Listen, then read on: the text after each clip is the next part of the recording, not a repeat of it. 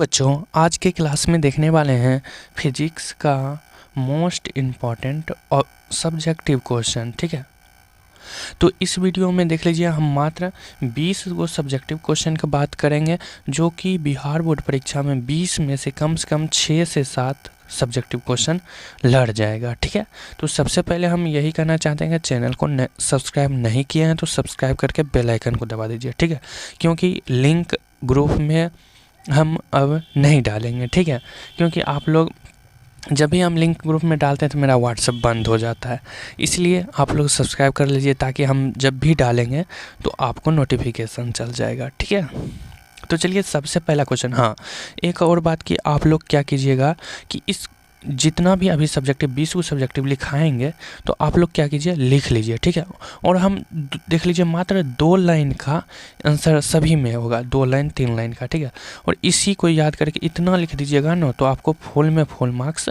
ज़रूर देगा, इसलिए लिखते जाइएगा और अभी से ही जितना भी सब्जेक्टिव कराएंगे रिवीजन कीजिएगा। ओके, तो चलिए सबसे पहला क्वेश्चन देख लीजिए, कह रहा है विद्युत द्विध्रुव आघूर्ण क्या है, इसका एसआई मात्रक लिखें। तो इसका आंसर लिखेगा आवेशों के परिमाण तथा उसके मध्य के बीच की दूरी के गुणनफल को विद्युत द्विध्रुव आघूर्ण कहते हैं। अब देखिए इसका एसआई मात्रक, तो विद्युत द्विध्रुव आघूर्ण का एसआई मात्रक क्या होता है, कूलम्ब मीटर। ठीक है, इसका आंसर इतना लिख दीजिएगा तो आपको फुल में फुल मार्क्स दे देगा। ठीक है, तो ये सब लिख लीजिएगा कॉपी में। चलिए अब देख लेते हैं क्वेश्चन नंबर 2। क्वेश्चन नंबर 2 कह रहा है संधारित्र की धारिता से आप क्या समझते हैं। देखिए सबसे पहली बात संधारित्र, देखिए इसका भी आंसर बहुत ही आसान शब्दों में दिए हैं।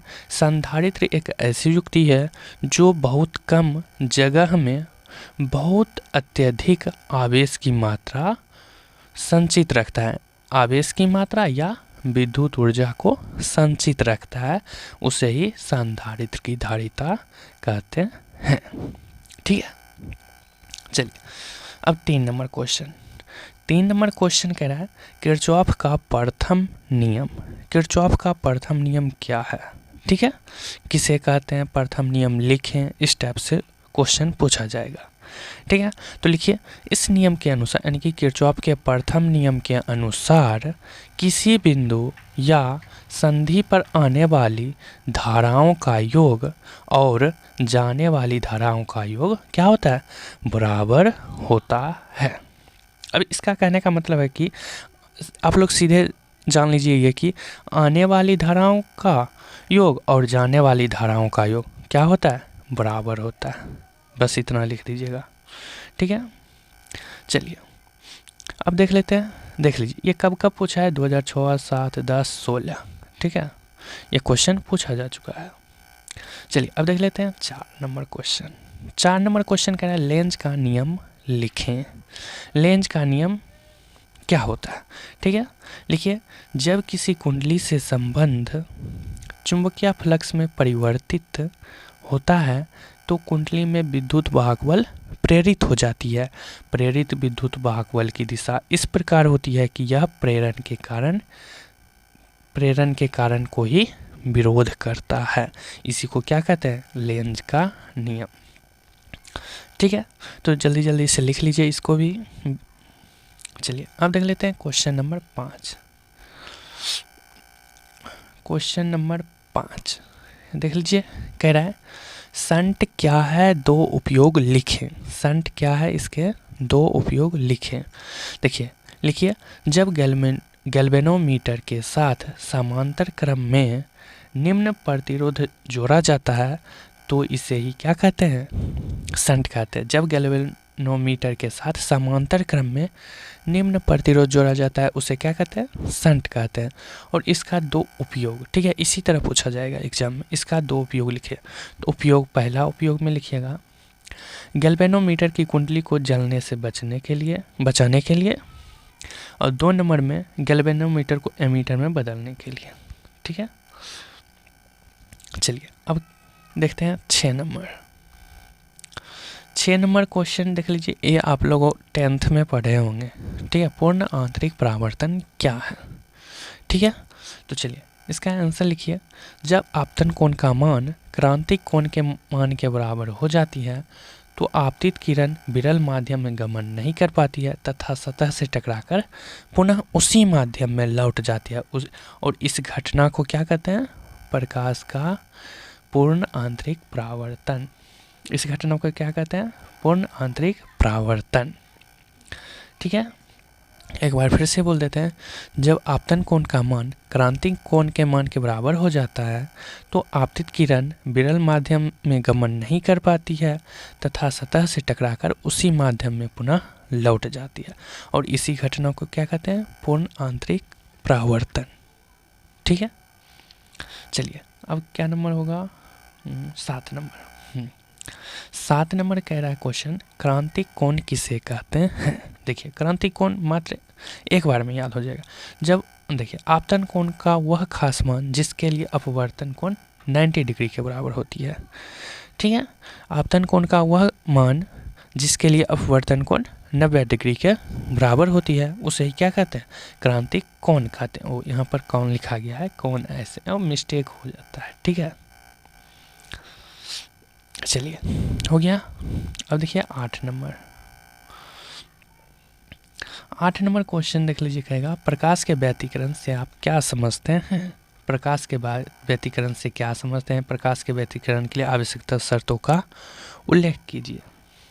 ठीक है, तो देखिए, दो कला संबंध स्रोत से निकलने वाला प्रकाश तरंगे के अध्यारोपण के कारण प्रकाश ऊर्जा को पुनर्वितरण करने की घटना को क्या कहते हैं?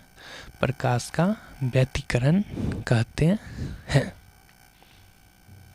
चलिए अब देख लेते हैं 9 नंबर। 9 नंबर कह रहा है लेजर प्रकाश के गुण एवं उपयोग लिखे। तो सबसे पहले लेजर प्रकाश का गुण लिख लेते हैं, उसके बाद उपयोग लिखेंगे। ठीक है, कम से कम 3 गुण होना चाहिए। तो सबसे पहला गुण, लेजर प्रकाश एक वर्णी होता है। 2 नंबर, यह अति कला संबंध होता है। लेजर प्रकाश क्या होता है? अति कला संबंध। 3 नंबर में यह अति दिशात्मक होता है। अब क्या है? उपयोग कम से कम 2 उपयोग लिख दीजिएगा। तो उपयोग देखिए, अब हीरे में छोटे छिद्र करने में लेजर प्रकाश का उपयोग किस में किया जाता है? हीरा में छेद करने के लिए। और दूसरा है चिकित्सक विज्ञान में। ठीक है, तो ये 9 नंबर हो गया। अब देखते हैं 10 नंबर। 10 नंबर क्वेश्चन देख लीजिए, ये डोपिंग क्या है? ठीक है, ये डोपिंग जो होता है ये केमिस्ट्री में भी पूछा जाता है और फिजिक्स में भी पूछा जाता है। ठीक है, इसीलिए इसमें दिए हैं। तो देखिए, लिखिए डोपिंग किसे कहते हैं, डोपिंग क्या है। ठीक है, तो इस आंसर लिखिए, किसी अर्धचालक में उचित अशुद्धियों को मिलाने की क्रिया को डोपिंग कहते हैं। किसी अर्धचालक में उचित अशुद्धियों को मिलाने की क्रिया को क्या कहते हैं? डोपिंग। चलिए अब देखिए मोस्ट VVI जो हर साल लगभग में पूछा जाता है, गॉस के प्रमेय को लिखें। ठीक है, तो लिखिएगा, किसी बंद पृष्ठ से गुजरने वाली कुल विद्युत फ्लक्स उसके अंदर उपस्थित आवेशों का 1/ε गुना होता है। ठीक है, ये बहुत बार पूछा जा चुका है। ठीक है, और ये देख लीजिए, हाँ देख लीजिए, ये लाइन देख लीजिए, 9, 12, 14, 17, यानी कि हर बार लगभग में ये तो और नहीं लिखे हैं। ठीक है, और भी पूछा जाता है, देख लीजिए, फाई बराबर Q/ε। ठीक है, चलिए अब 12 नंबर। अब 12 नंबर क्वेश्चन कह रहा है विद्युत फ्लक्स क्या है, इसका SI मात्रक लिखें। ठीक है, ये भी बहुत इंपॉर्टेंट है। कह रहा है विद्युत क्षेत्र में रखे किसी सतह से गुजरने वाली कुल विद्युत बल रेखाएं की संख्या को विद्युत फ्लक्स कहते हैं। अब देखिए एक बार फिर से, विद्युत क्षेत्र में रखे किसी सतह से गुजरने वाली कुल विद्युत बल रेखाओं की संख्या को, रेखाएं यहाँ पर लिखे हैं लेकिन आप लोग बोलिएगा कि रेखाओं की संख्या को विद्युत फ्लक्स कहते हैं, तो ऐसे में याद हो जाएगा। ठीक है, और रेखाएं बोलते हैं तो यहाँ पर थोड़ा सा याद करने में प्रॉब्लम हो जाता है। ठीक है, तो इस टाइप से बोलिएगा, विद्युत क्षेत्र में रखे किसी सतह से गुजरने वाली कुल विद्युत बल रेखाओं की संख्या को विद्युत फलक से कहते हैं। ठीक है, अब देख लीजिए, कह रहा है इसका SI मात्रक लिखिए, तो इसका SI मात्रक भी हम यहाँ पर लिख दिए हैं, आप लोग भी लिख लीजिएगा और जितना भी लिखा रहे हैं याद करते जाइए। ठीक है, चलिए अब है 13 नंबर। 13 नंबर कह रहा है फ्लेमिंग के बाएं हाथ का नियम। ये आप लोग 10th में भी पढ़े होंगे, फ्लेमिंग के बाएं हाथ का नियम, और ये 12th में भी पूछा जाता है फिजिक्स में, क्योंकि 10th में भी फिजिक्स में ये पूछा जाता है और 12th में भी। ठीक है, तो लिख लीजिए फ्लेमिंग के बाएं हाथ का नियम। तो देखिए, सबसे पहले तो इस नियम के अनुसार, ठीक है, अपने बाएं हाथ, यानी कि बाएं हाथ का कह रहा है तो बाएं हाथ के अंगुलियों को इस प्रकार फैलाएं कि तर्जनी, अंगूठा और मध्यमा तीनों एक दूसरे के क्या हो, लंबवत हो, यानी कि लंब हो। अंगूठा चुंबकीय क्षेत्र, चुंबकीय बल की दिशा को दर्शाता है और तर्जनी चुंबकीय क्षेत्र की दिशा को तथा मध्यमा चुंबकीय धारा की दिशा को बतलाता है। अब देख लीजिए चित्र, यहाँ पर चित्र में भी दिखाया गया है। ठीक है, लिख लीजिए। चलिए अब देखते हैं 14 नंबर। 14 नंबर क्वेश्चन कह रहा है लॉरेंज बल। लॉरेंज बल क्या है, किसे कहते हैं, से आप क्या समझते हैं? आंसर लिखिए, जब कोई आवेशित कण ऐसे क्षेत्र में गति कर रहा हो जहां विद्युतीय और चुंबकीय क्षेत्र दोनों उपस्थित हो, आवेशित कण पर क्रियाशील कुल बल लॉरेंज बल कहलाता है। ठीक है, जब कोई आवेशित कण ऐसे क्षेत्र में गति कर रहा हो जहां विद्युत और चुंबकीय क्षेत्र दोनों उपस्थित हो, तो आवेशित कण पर क्रियाशील कुल बल लॉरेंज बल कहलाता है। ओके, चलिए अब देख लेते हैं 15 नंबर। कह रहा है मॉड्यूलन क्या है, इसका प्रकार लिखें। ठीक है, तो मॉड्यूलन ये पूछा जाएगा 2 नंबर में। ठीक है, 2 नंबर वाला ही अभी करा रहे हैं शॉर्ट क्वेश्चन। ठीक है, कह रहा है निम्न आवृत्ति, इसका आंसर लिखिए, मॉड्यूलन क्या है इसका प्रकार लिखें।